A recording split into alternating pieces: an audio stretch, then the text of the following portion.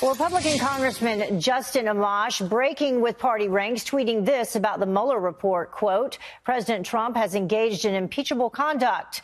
The move sparking a mixed reaction across D.C. Listen. This is exactly what he wants. He wants to have attention. It's a question whether he's even in our Republican conference as a whole. My own view is that Justin Amash has reached a different conclusion than I have. He showed more courage than any other Republican in the House or Senate.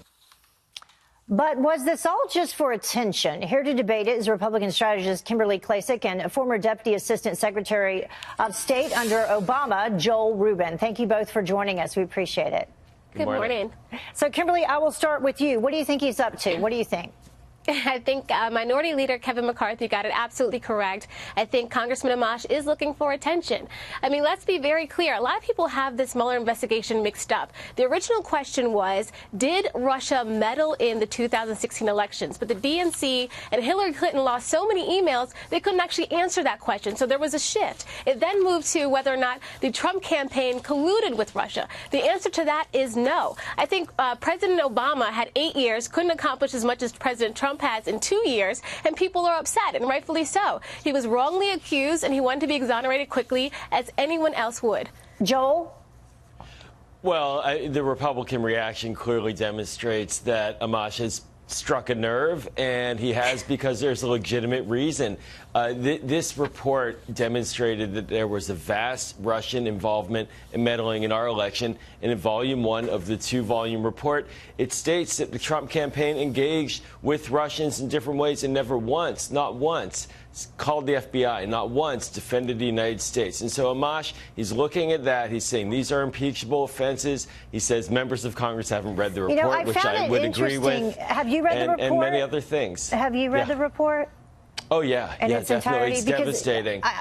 Well, the redacted version, because we don't have access to the unredacted version. I find it interesting, though, that people disagree with Barr's conclusion. They disagree with then Deputy Attorney Rod Rosenstein, who helped him come to the conclusion, and then Mueller as well, who also was part of, what was going to be said, although it's come out that he disagrees with the take that the media had on it. Kimberly, let's listen to this. This is what Justin Amash said about possibly running for president. Maybe this is one of his reasons. Listen. Would you be willing to run for the White House? Well, I'd never rule anything out. I think that it is important that we have someone in there who is presenting a vision for America that is different from what these two parties are presenting. Kimberly, so could that be a possible reason? Maybe he's feeling, things out?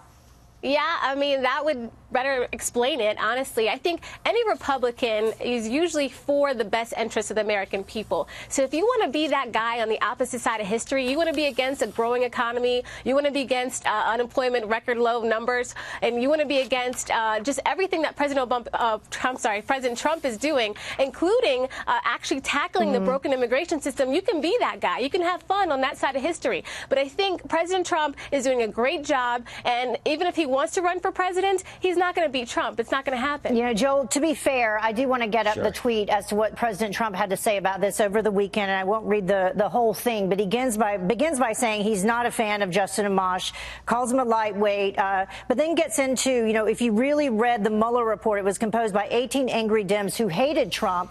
And then it goes on from there, but he points out no collusion, ultimately no obstruction. How do you obstruct when there is no crime? In fact, the crimes were committed by the other side. Your response, and then we have to wrap it up.